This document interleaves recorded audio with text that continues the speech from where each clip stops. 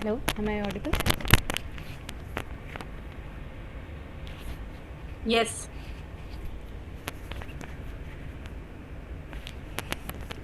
Okay, we will start the class in few minutes.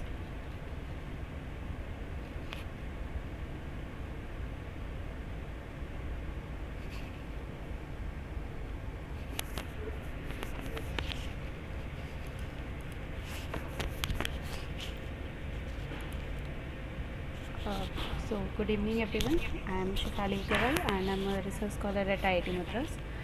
So, this is our first day session on the topic of advanced concrete technology. So, if we go by the course content, so we have almost in 12 weeks we will be studying different parts of our concrete technology, from starting from cement production to how our concrete is good in durability, and then about its mechanical strength and what are the different type of concretes available and materials added to the concrete. So for the first week we will be talking about only about the introduction and how cement is produced and what are the different composition of our cement materials. So, as sir have already suggested you, these are the main books which you have to go through for this course, and this Mehta and Ontario is the main book. You should have that book with you always, and these are the other few books which you can refer for this course. So, first thing is, what is concrete? So, as we know, it is a composite material made of cement paste and aggregates. So, in cement paste we have cement and water. Aggregates, we have two type of aggregates, coarse and fine aggregates. So, using our 4.75 mm sieve, we can differentiate between our coarse and fine aggregates.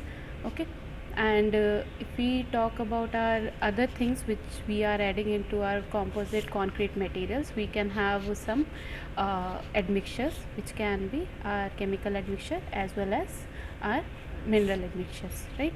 So if we talk about our cement paste material, which is the binding material, so usually if we talk about our concrete material, our 80% of concrete is made of aggregates and only 20% is consisting of cement paste. So if we this cement paste which is acting as a binder in our concrete system, how exactly what material are we exactly using for this thing initially? Like when we talk about our past material, usually lime has been used as the building material. Nowadays we are using our cement material.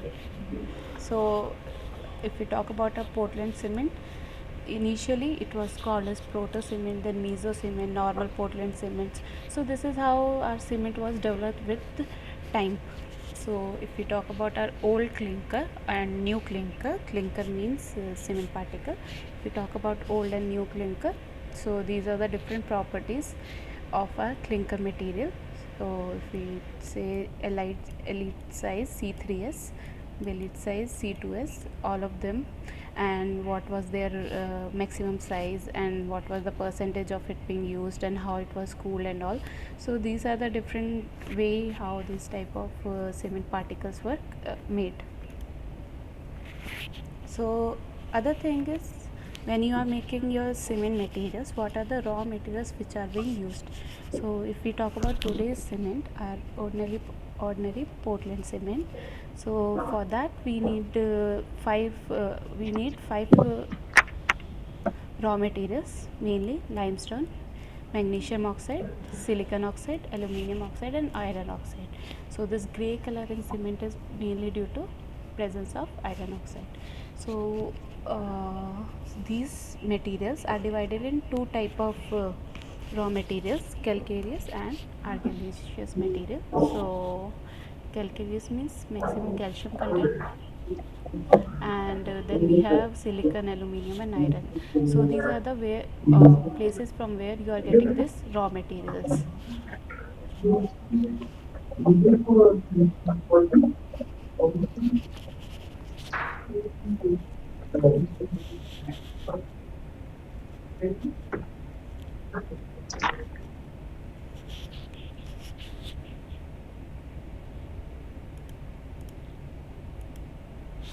Okay, so these are the few places, a few raw materials which will give us the components of our cement material.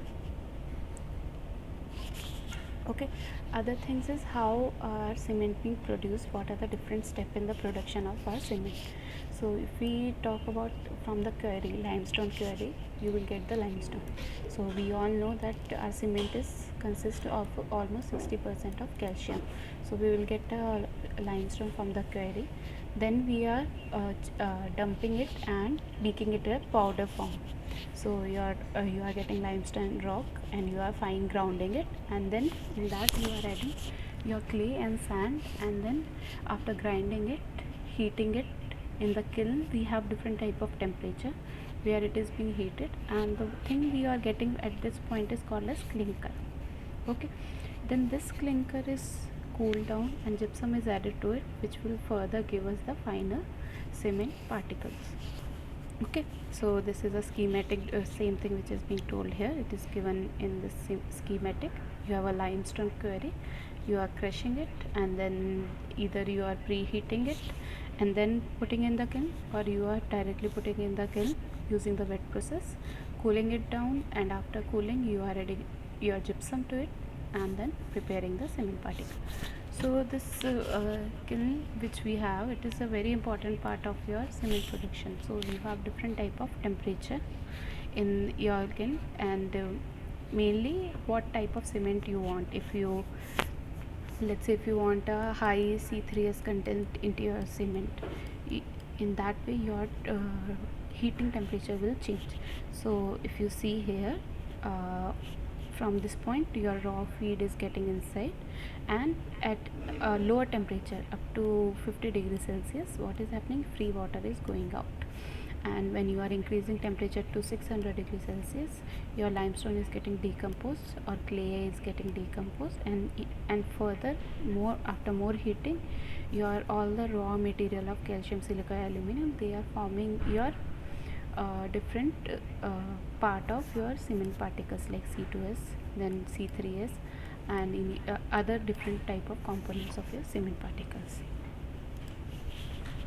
Okay, then other thing is, once you now you have your cement ready, then what we are doing is we have some formulas to calculate different components of your cements and if it is a good quality cement or not. So one of the important thing is calculating your lime saturation factor. So lime saturation factor is given by amount of calcium oxide present divided by silicon 2.8 times silicon oxide plus 1.2 times aluminum oxide plus 0.6 times ferric oxide. Okay, so using this thing, if it is between 92 to 98%, then if it is more than 100%, that means you have free lime present in your cement particle. And is it a good thing or bad thing? Idea? So usually if you have presence of free lime present in your cement particles, what will happen when you are hydrating your cement? It will get expand and it will be causing more damages.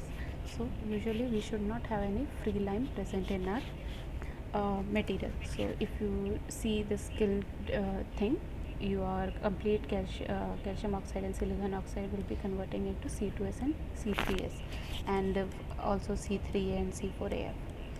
So your complete limestone should be converted into these components. If you have free lime into it, then it means your cement is not of a good quality.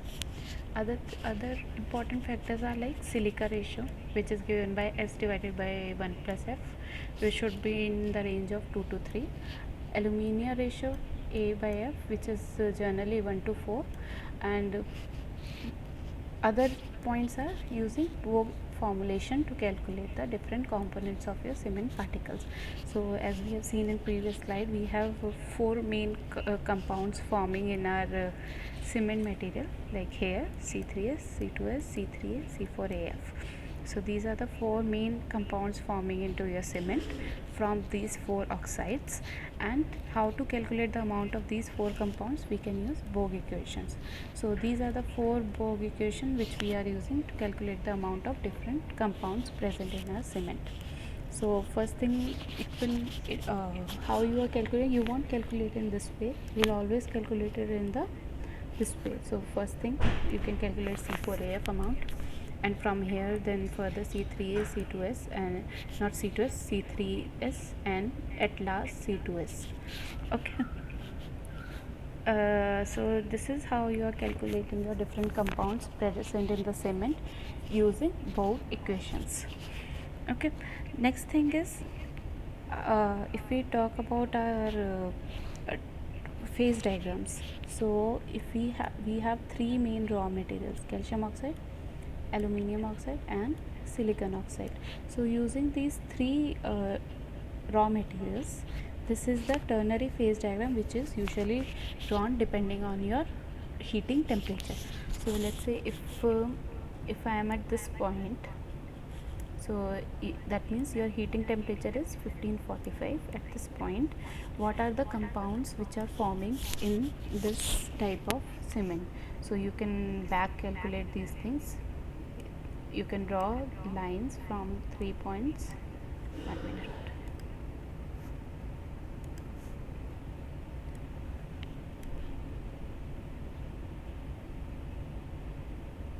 So from 3 points, if you draw a line at, sorry, so let's say this is the point where you want to calculate the amount of different components. So we will draw a tie line, and from the back calculation using like in binary phase diagram you will do now. I hope you guys have studied that thing in concrete technology. So same way you will calculate the amount of different compounds, amount of different oxides present in your cement particle.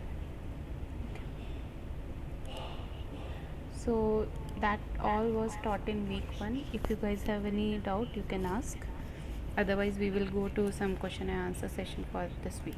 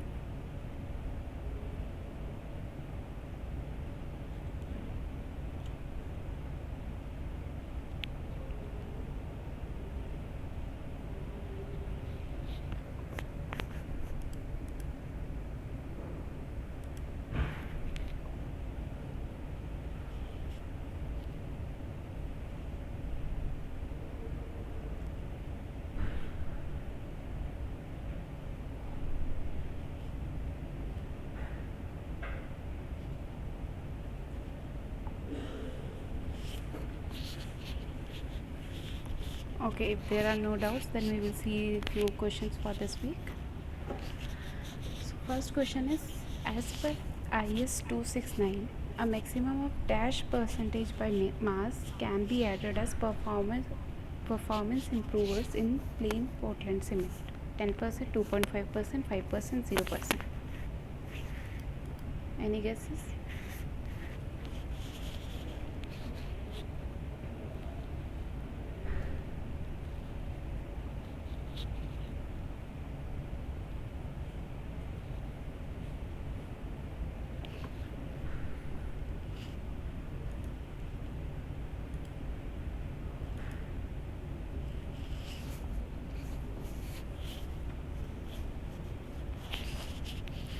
Okay, so if you see, this is as per IS 269. These are the different codal provision, and what we are asking in this question, maximum dash percentage by mass can be added as performance improvement in plain Portland cement. So requirement of insoluble residue has been said 5% maximum, irrespective of the addition of performance improvement or otherwise. So maximum of how much? 5 percentage by mass we can be added as a performance improvers. Okay.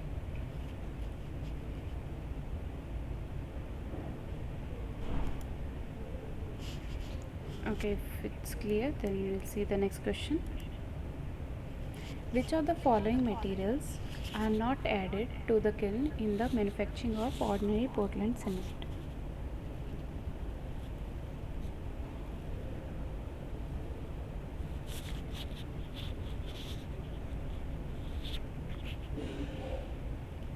Limestone, clay, coal, or gypsum?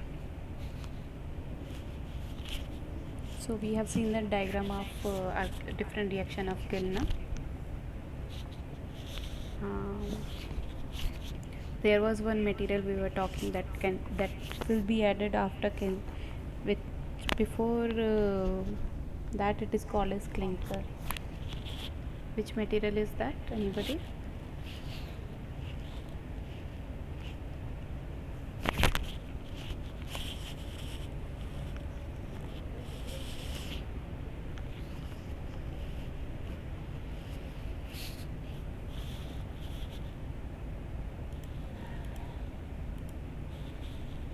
So if we talk about different raw material for cement, first thing, if we say limestone, limestone will come under calcareous material, which will be made of calcium carbonate called as limestone. So it will be added in the first stage itself, that is a raw material for cement. Second is about clay. So clay will come under argillaceous material, which will be sources of silicon oxide and aluminum oxide. Third thing is coal. So coal usually we are adding as a fuel, so it is not part of our cement production. And last thing is gypsum. So gypsum, it is added in the final stage of manufacture as a set regulator. So in this question what we are asking about, which of the material is not added to the kiln? So usually gypsum is added after clinker formation to as a set regulator. Okay, so answer is D. Fine. So the next question is, the temperature required for the manufacturing of ordinary Portland cement in the kiln is 1000 degrees Celsius, 1250 degrees Celsius, 1500 degrees Celsius, or 1750 degrees Celsius.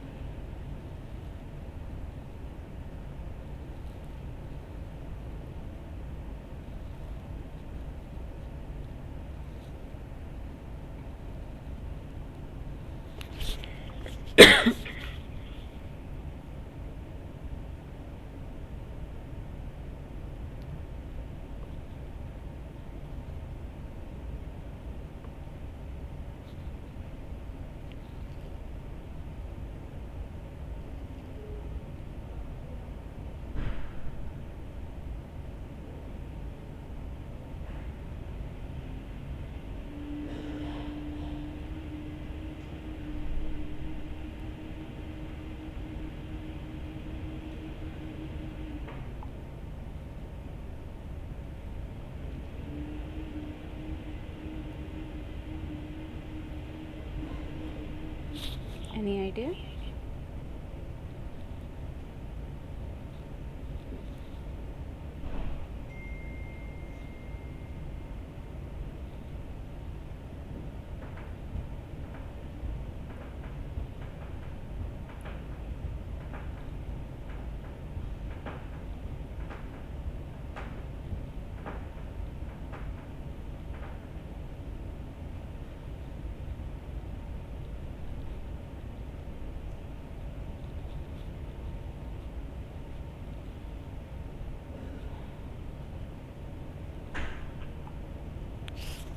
Okay.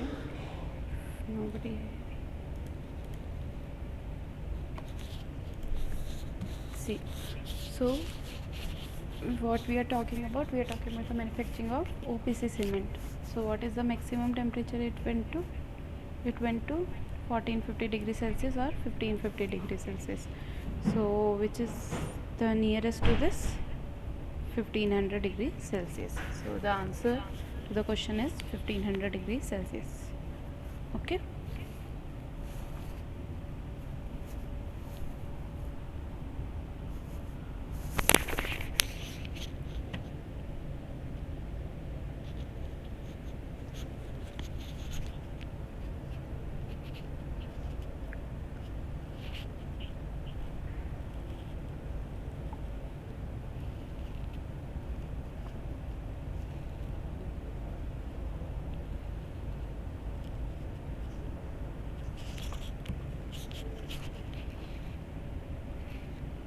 Okay, then we will see the next question. The blade's fineness value for OPC typically is in the range of 3 to 5 meter square per kg, 30 to 50 meter square per kg, 300 to 500 meter square per kg, or 3000 to 5000 meter square per kg.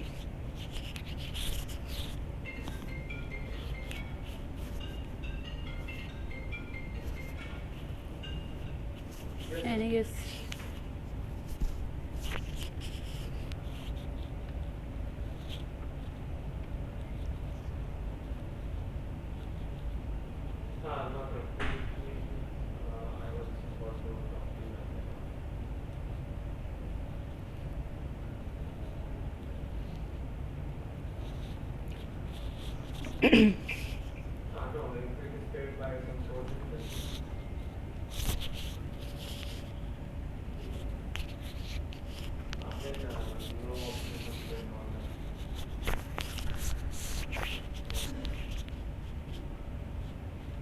Anyone who want to guess the answer?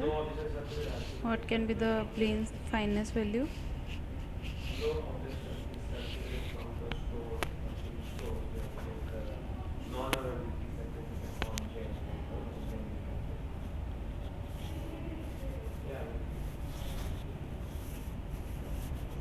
So usually when we talking about for OPC, our fineness value is 300 to 500 meter square per kg. Okay. Okay. So we'll go to the next question then. In sulfate resistant cement, the amount of dash phase of cement is restricted. C3S, C2S, C3A, or C4AF. So this thing you will study in further lectures also when you will be when we will be discussing about our different test methods like calorimetry. In there you will talk. We will be talking about how our hydration curve will look like, and if you want if you want sulfate resistant cement, how which phase have to be written and how you can calculate that thing from that curve. So any idea? You have different type of cement, then we have different composition of material present in our cement, or different phases present in our cement. Which phase of cement will be used, will be restricted in case of sulfate resistant cement?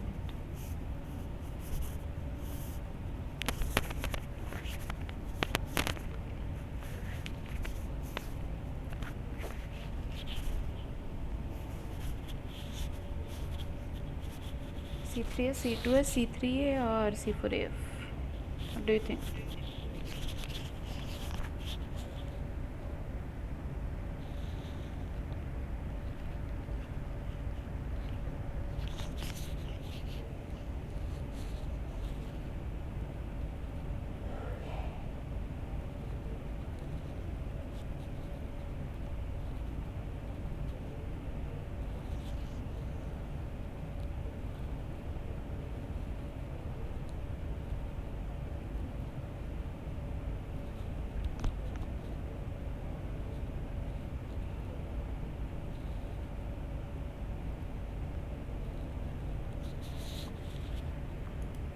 Okay, from this graph, can you guess now? We have for ASTM type 1, 2, 3, 4, and 5. Which type of cement will come under sulfate resistant cement? Which ASTM type cement is under sulfate resistant cement? So these markings are a little bit here and there. So this is C3S, this is C2S, this is C3, and this is C4AF.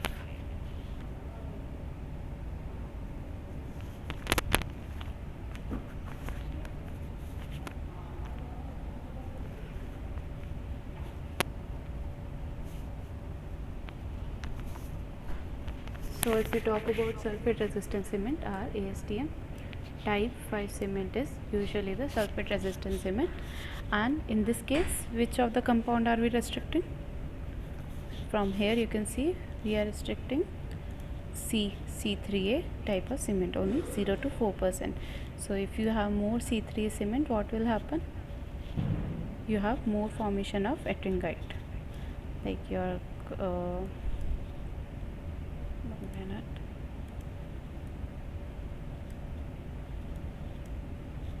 If you have, this is your normal curve, but if you have more C3A, what will happen in this case? Your second curve will be more than the first curve. So there is more formation of ettringite, less formation of CSH, and it can be damaged. So the next question is, the age at which complete hydration of cement happens in a normal strength concrete is 3 days, 7 days, 28 days, or none of the above.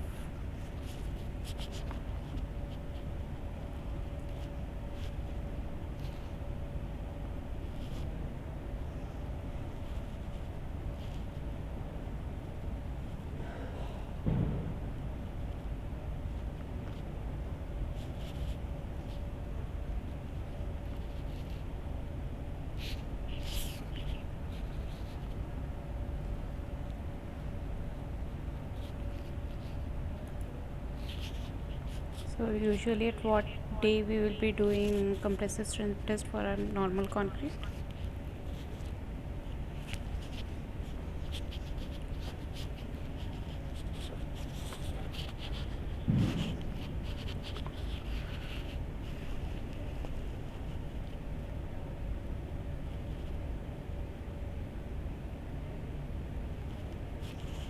Any guesses?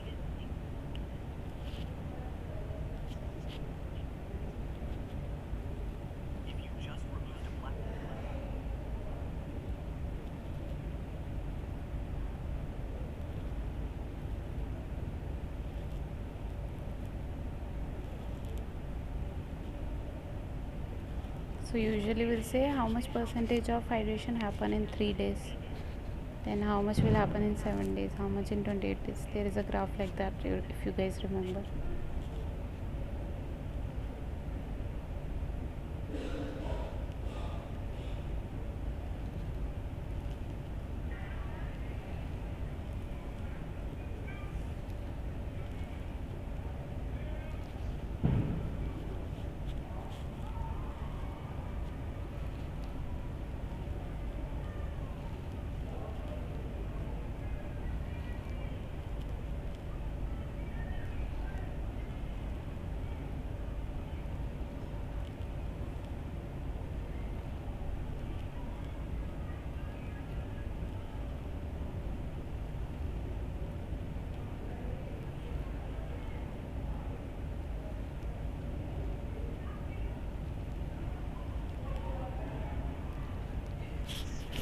So if you know that you will never get complete hydration of cement and normal concrete, it will always take time. So in 3 days usually we'll say 70% of hydration has happened, 7 days 90%, and at 20 days approximately 95 to 97 percentage of hydration will take place. So if we talk about complete hydration, it will still take time and it is a long process. So the next question is, the modulus of elasticity of concrete as per IS 456 can be correlated to the characteristic strength of the concrete as 500 under root FCK, 5000 under root FCK, 500 FCK or 5000 FCK.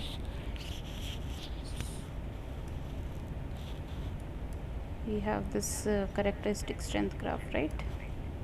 This is your target mean strength, this is your FCK, then you have in IS 456 this correlation is given, E is equal to dash FCK, FCK or F under root FCK. Anybody who remember?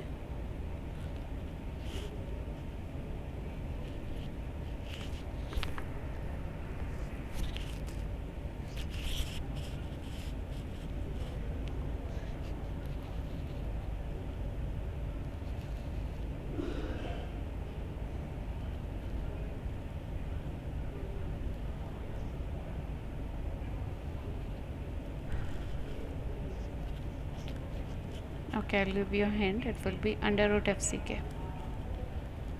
500 under root FCK or 5000 under root FCK?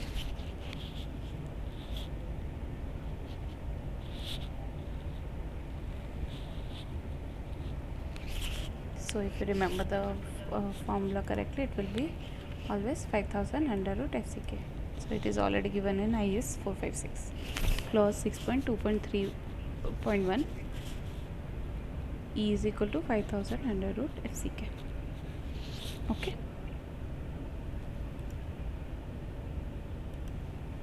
So next question is, the recommended maximum cement content as per IS 456 to avoid cracking due to drying, shrinkage and thermal effect is 300 kg per meter cube, 400 kg per meter cube, 450 kg per meter cube or 500 kg per meter cube.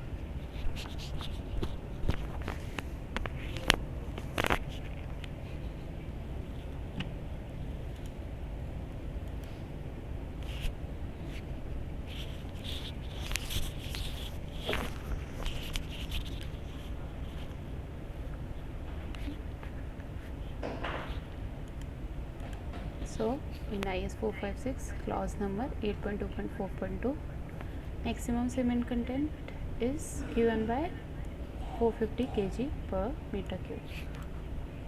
Okay.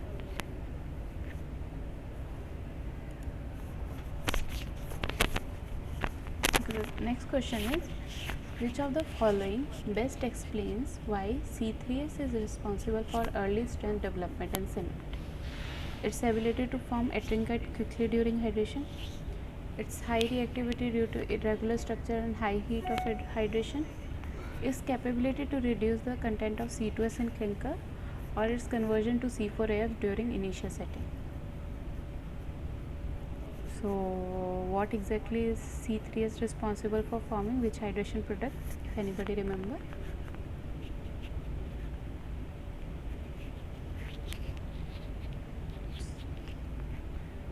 If you remember in previous in one of the questions we were talking about sulfate resistant cement. In that case we were telling if we have more of C3A, you will have formation of adrinkite, right? So this is a wrong option, correct?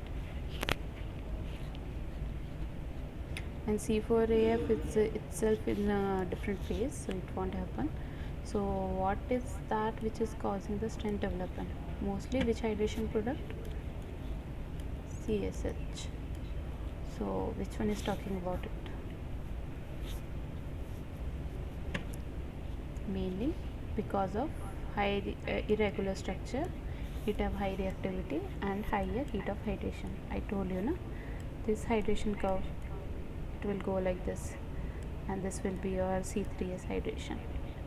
So due to high heat of hydration, it will be having early strength gain. Next question is, which assumption is made in the Bogue equation for calculating the phase composition? All magnesium oxide reacts to form ferriclase. Aluminium oxide and ferric oxide does not interact with silicon oxide. Al2O3.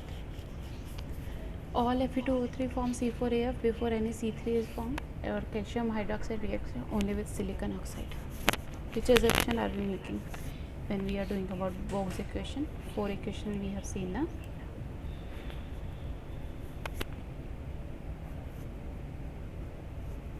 Any idea?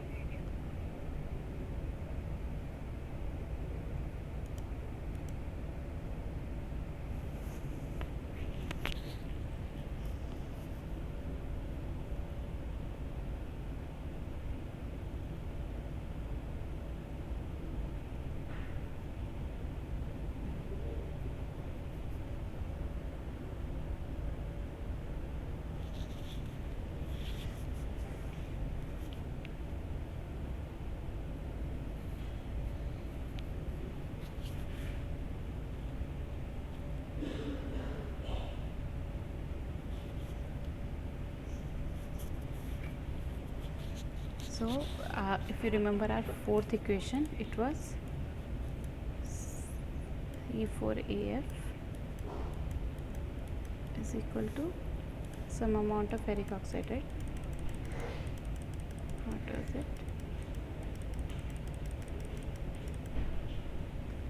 This one, percentage of C4AF is 3.043 times of ferric oxide. So from there, if you see, what is the assumption we are taking in this case? That our complete ferric oxide will form C4F before any C3 is formed. So these are the few assumptions in Bogue equation. Firstly, there are no secondary minerals are present. We are assuming all compounds are pure. A to F ratio will be 0.64 greater than. All Fe2O3 are forming C4AF, and system is in equilibrium. So if we see all these 4 points, option C is the correct answer. Correct?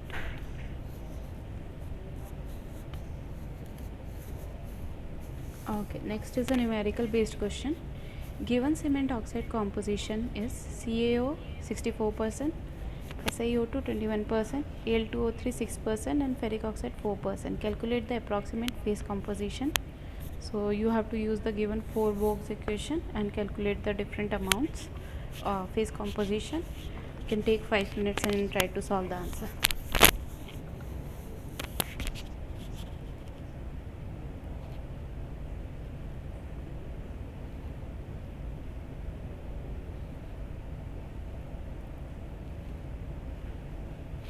So in case you guys don't know, I will give the equations. These are the 4 equations.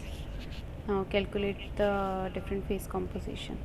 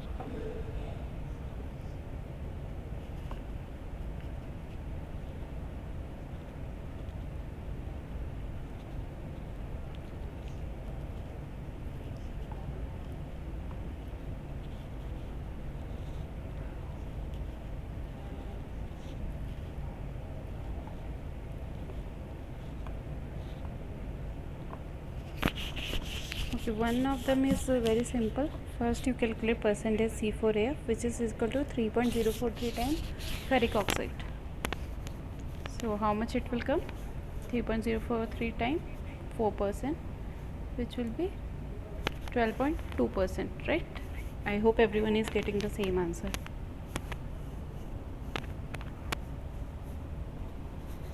Okay. Now, second is you can calculate percent C3A. Percent C3A is given by 2.650 times aluminium oxide minus 1.692 times ferric oxide. Okay, this is 6, this is 4. Calculating it, you will get 2.650 into 6 minus 1.692 into 4, which will be approximately equal to 9.1%. If somebody is getting some different answer, please put in chat box so that we can discuss. I hope you these are simple only, these two equations. I hope everyone got the similar answer.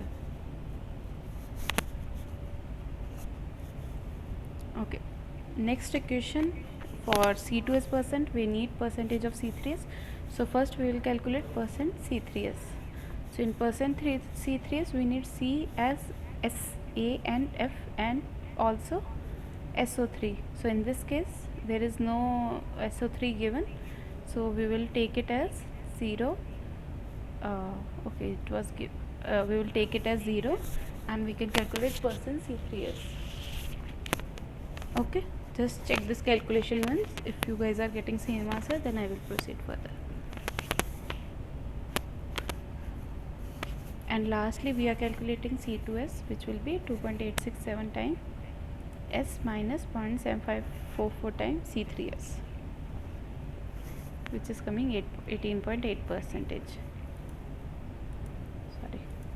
So just check the all the calculation once. If you guys have any doubt in any calculation, please let me know.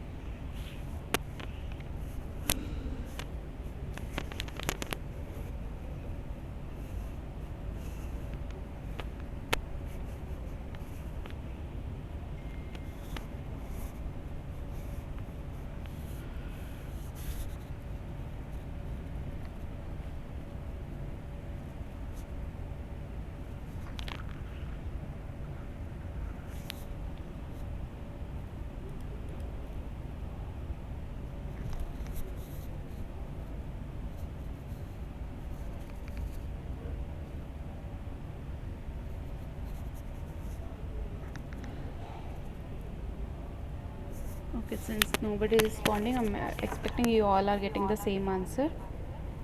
Then we'll go to the next question.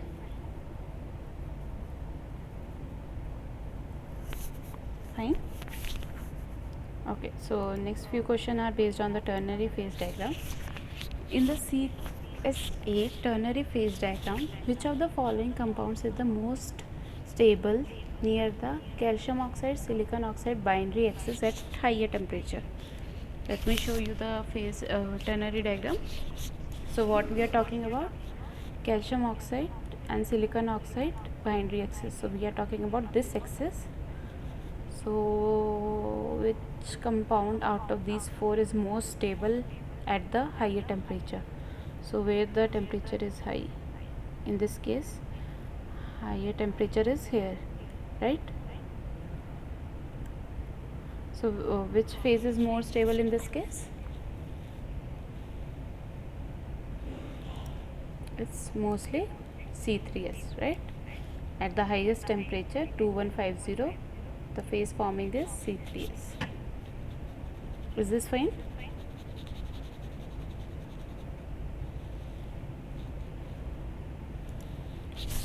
Okay, so the next question is, in the CSA ternary phase diagram, the phase boundary between C2S and C3S shift towards lower calcium oxide content with increasing aluminium oxide, higher calcium content with increasing aluminium oxide, constant calcium oxide content regardless of aluminium oxide, or towards lower temperature at constant aluminium oxide.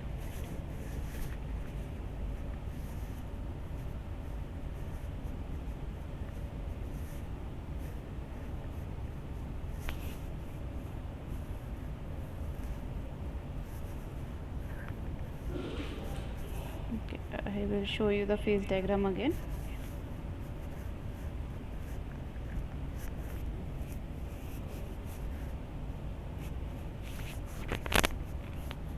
So we are talking about calcium oxide and aluminium oxide, this point, and then we are talking about C2S and C3S curves.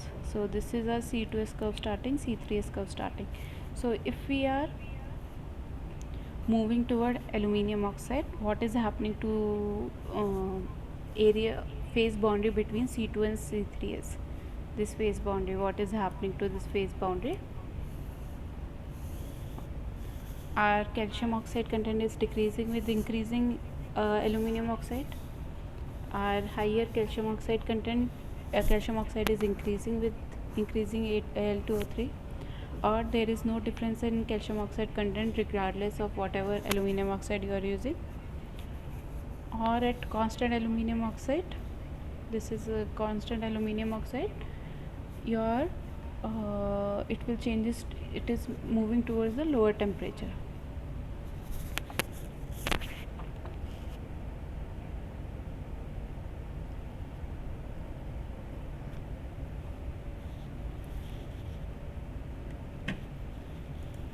So we talk about this part only. When we are increasing our aluminium oxide content, what is happening? Even your this phase between this two area, your calcium oxide content is also increasing, right? So the answer will be B. How you can see here, from this point, if you see, your C2S is converting into C3S. So your amount of calcium oxide is actually increases when you are increasing your aluminium oxide part in this area, right? Okay, so the last question for today's session is, original mix have 65% of calcium oxide, 25% silicon oxide and 10% of aluminium oxide. Now if we are increasing our aluminium oxide content to 15%, what is the new phase which is forming?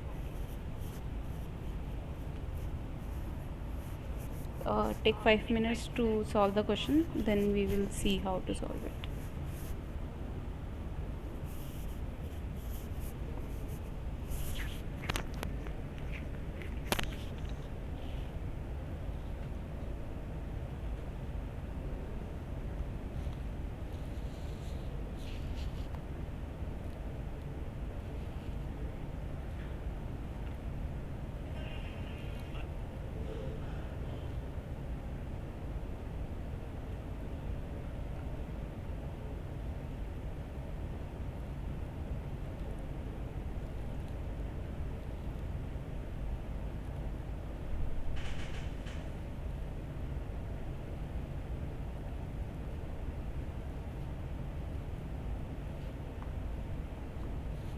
Anybody who got the answer?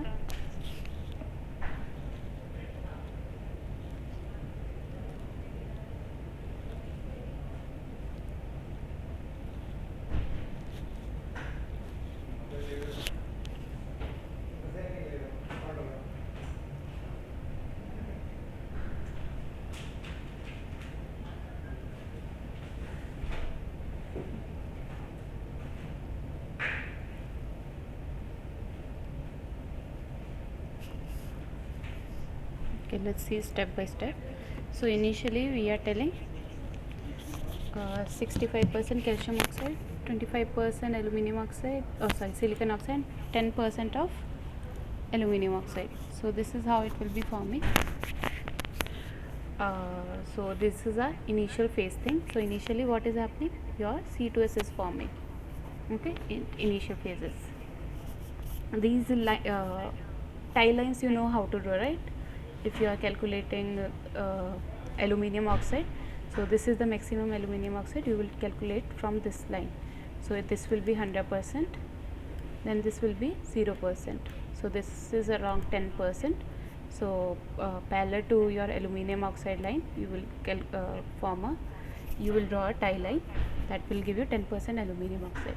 Then silicon oxide is 100% here, then 0% here and here, then this will be your line of silicon oxide. Same way this will be a line of calcium oxide. sorry, this will be line of your silicon oxide, sorry, this is line of calcium oxide and this is line of silicon oxide. So this is your initial phase forming of C2S. Now the other thing is, we are keeping two graphs same, two lines same, and changing the aluminum oxide line. So instead of 10%, we are increasing it to 15%. So this will be your final phase instead of this phase. So in this part, what is happening? Your calcium oxide is 60% and your silicon oxide will increase to 25% to get the same phase. Okay. So if we are adding more aluminum oxide, it will push the mix point toward the C2AS. So this is your C2AS. It will, 1 minute.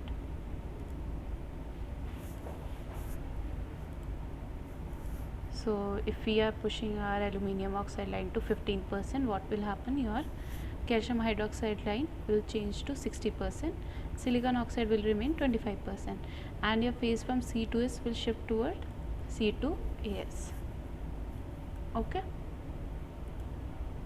Okay, that's all for this week. If you guys have any doubt, please ask, or you can put your doubt in chat box also. If there are no doubts, you can leave the class.